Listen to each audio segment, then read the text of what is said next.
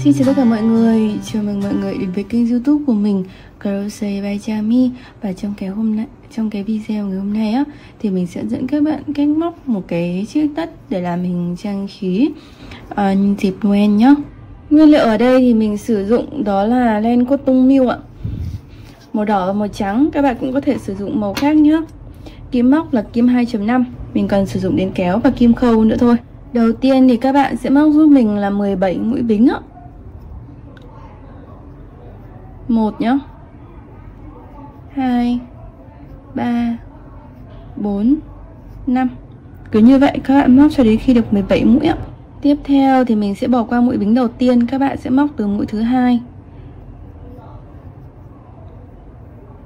Móc 9 mũi đơn ạ, một mũi này. 9 mũi đơn và 9 mũi bính. 2, 3, 4, 5, 6. Các bạn móc tiếp nhé. Đến đây thì các bạn sẽ móc là một mũi đơn chập 2 vào 2 mũi bính tiếp. 1 này, 2 này, chập vào làm 1. Sau đó thì các bạn sẽ móc tiếp là 4 mũi đơn và 4 mũi bính ạ. 1, 2, 3, 4 ạ. Mũi bính cuối cùng các bạn sẽ móc giúp mình là 4 mũi đơn vào cái mũi bính này. 1, 2, 3, 4. Sau đó thì mình sẽ móc sang phía đối diện. Các bạn móc 4 mũi đơn vào 4 mũi đơn nhé.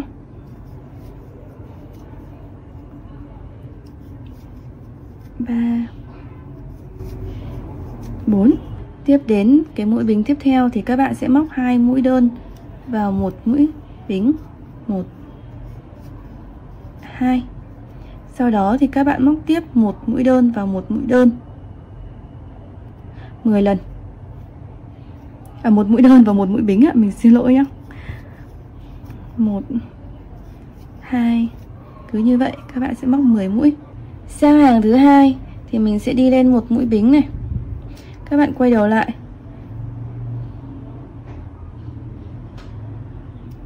móc từ chân thứ hai.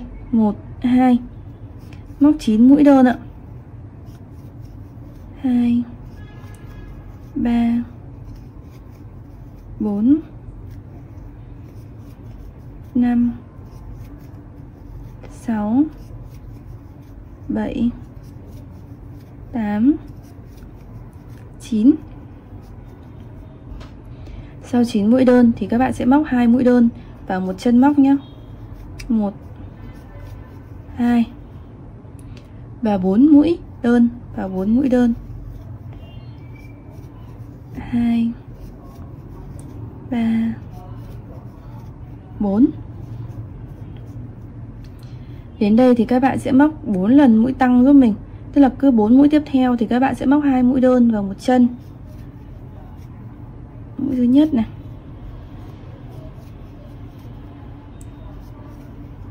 Lần thứ hai.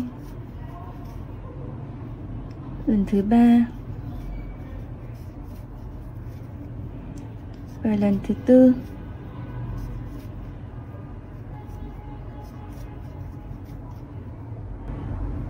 Sau đó thì mình sẽ móc là 4 mũi đơn vào 4 mũi đơn.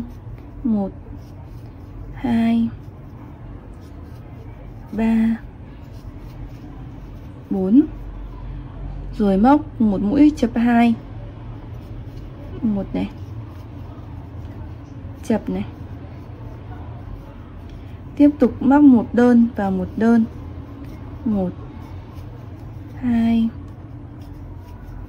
3, 4, 5, 6, 7, 8 và 9 ạ.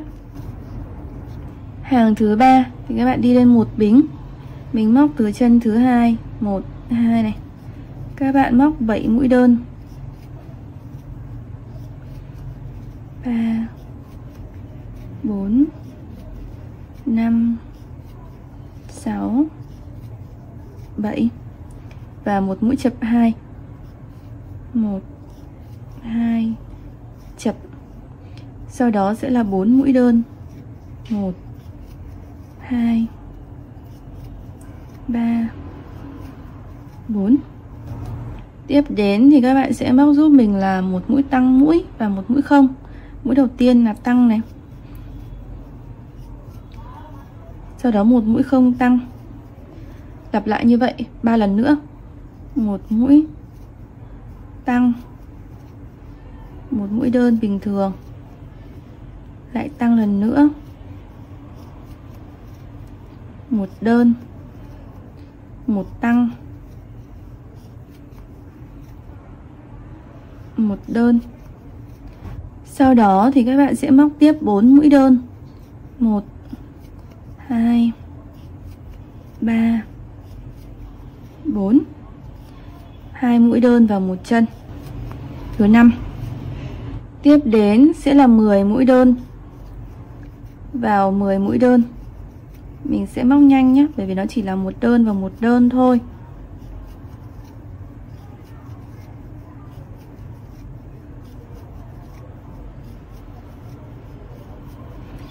Và các bạn sẽ móc giúp mình cái mũi đơn thứ 11 vào giữa cái mũi bính bắt đầu ấy ạ. Các bạn sẽ móc thêm một mũi nữa là 11 mũi đơn. Xong hàng 3, sang hàng thứ 4 mình sẽ móc một bính này, cũng móc từ chân thứ 2 trở đi nhá. Đây là chân 1 này, chân 2 này.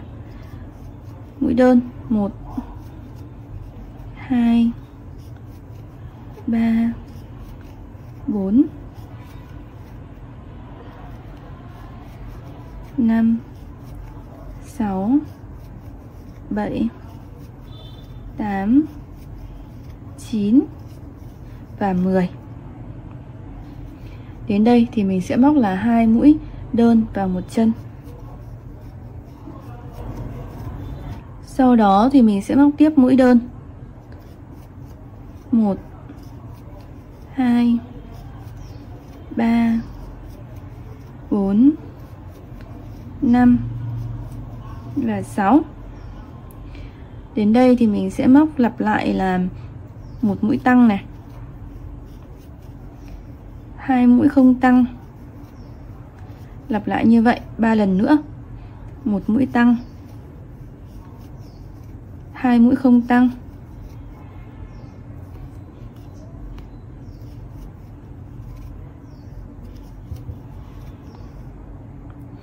các bạn lặp lại thêm 2 lần nữa nhé.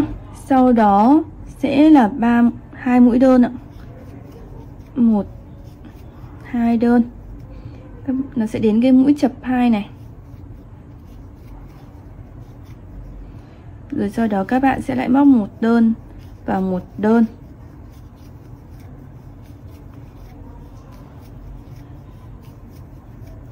Sẽ có là 7 mũi đơn. Mũi thứ 8 các bạn sẽ móc vào cái mũi bính ở đầu tiên là xong hàng thứ 4 ạ. Mình sẽ cắt chỉ. Tương tự thì mình cũng sẽ móc một mảnh móc nữa và để ghép hai cái mảnh này lại với nhau nhé. Các bạn sẽ đi lên một mũi bính này, mình quay lại thì cứ tương ứng một mũi bên này thì các bạn cũng sẽ nối với một mũi ở phía bên này ạ, bằng một mũi trượt nhé. Sau đó tiếp tục tương tự.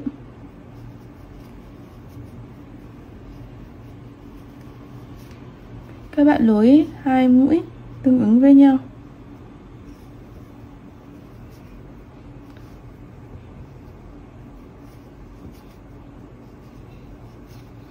Không có tăng giảm mũi gì cả, mà các bạn cứ nối như vậy cho đến hết hàng thôi.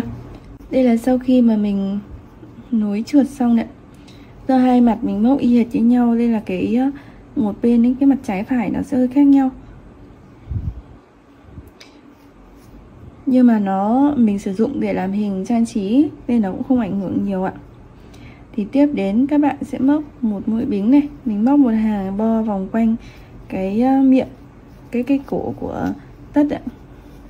Thì cứ tương ứng với mỗi một cái mũi móc ở đầu hàng nhé, thì các bạn sẽ móc giúp mình là một mũi đơn.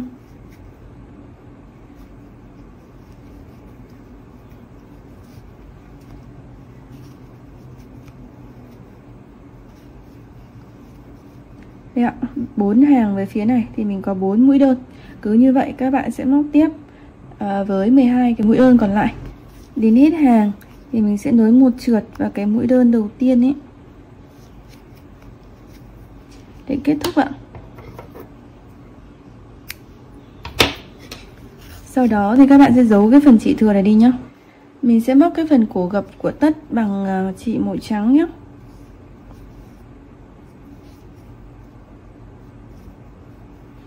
Mình sẽ bắt đầu từ vị trí này.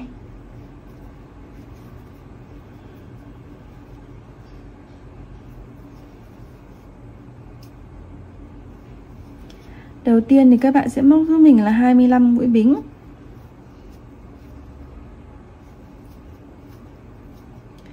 Để mình làm dây treo nhé. Sau đó thì mình sẽ móc một đơn vào cái mũi đầu tiên này. Và cứ tương ứng với một mũi đơn thì các bạn sẽ móc là một mũi đơn ạ.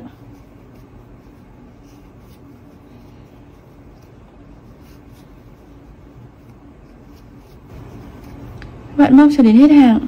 Đến hết hàng các bạn sẽ đẩy cái dây ở phía trong này. Mình móc một trượt vào cái mũi đơn đầu tiên nhé. Để kết thúc hàng thứ nhất ạ. Hàng 2, 3 và 4 thì các bạn sẽ móc giống nhau. Mình sẽ móc một mũi bính này. Sau đó thì cứ mỗi một mũi đơn mình sẽ móc một mũi đơn. Ở đây nó hơi khó nhìn do đèn chói với màu trắng. Thì đây cái mũi đơn đầu tiên nhá, mình móc một đơn này. Những chân tiếp theo cứ một mũi đơn vào một mũi đơn.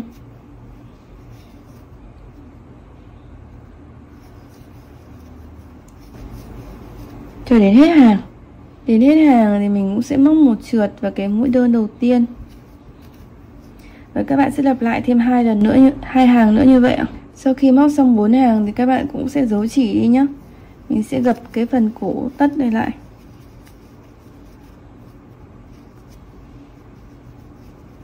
Như thế này ạ.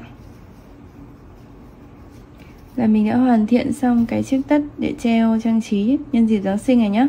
Các bạn cũng có thể trang trí bên trên bằng những cái hình họa tiết như là bông tuyết chẳng hạn, để chiếc tất của mình thêm sinh động hơn nhé. Chúc các bạn thành công nhé. Và đừng quên like, share và subscribe kênh YouTube của mình Crochet by Trang My nếu các bạn thích những cái video của mình. Cảm ơn các bạn rất là nhiều ạ.